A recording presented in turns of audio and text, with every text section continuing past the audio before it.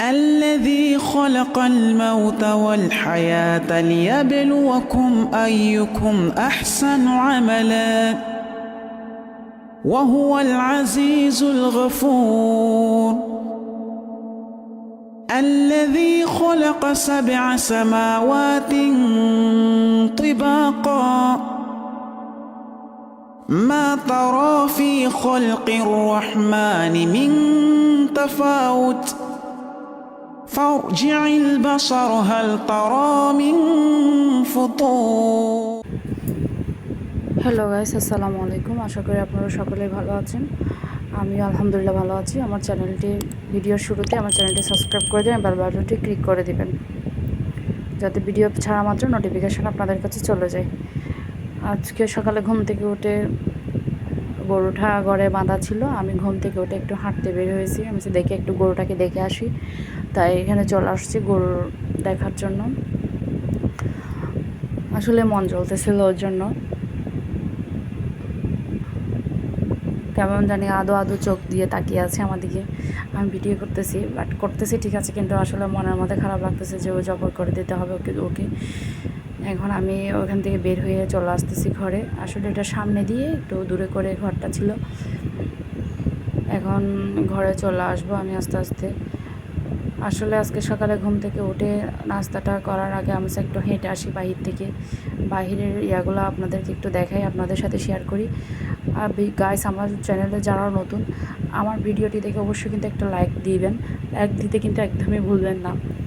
এখানে কিছু ফুল চারা রয়ে গেছে এখানে বাইরের দিকে, আর দিকে আমার জায়ের মেয়েরা দুজন দাঁড়িয়ে আছে। গাছে কিন্তু কাঁঠাল ধরেছে,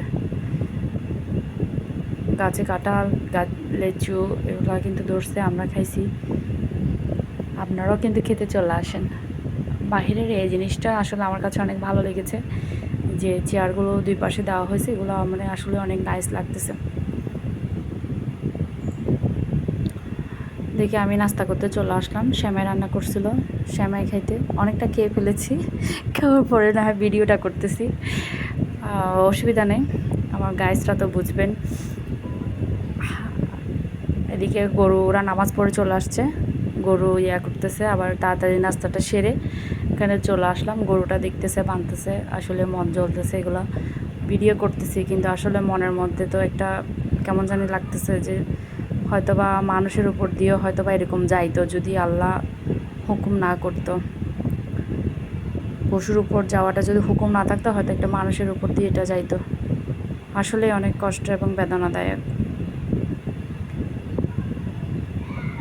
কত যে কষ্ট একটা পশুর উপর দিয়ে কোরবান, হয়তোবা আল্লাহকে সন্তুষ্টি করার জন্য, আল্লাহর সন্তুষ্টি লাভের জন্য হয়তোবা আমরা সকল মুসলমানরা এটাই করি। আল্লাহর সন্তুষ্টি ছাড়া তো আর কিছুই কাম্য না এখানে।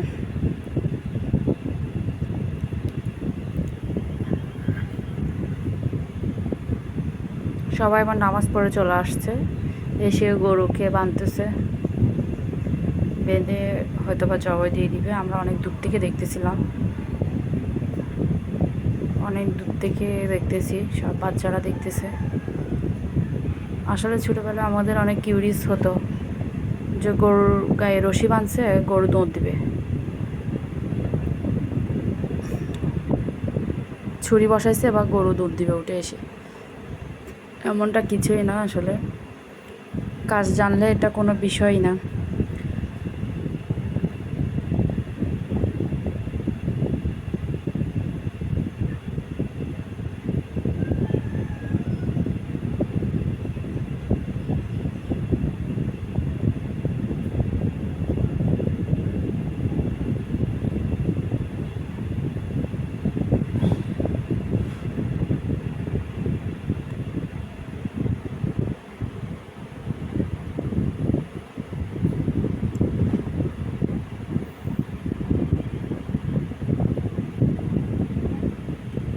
ওখানে যে গরুটা জবাই করতেছে, এটা আসলে আমার বাপের বাড়ির ছিল।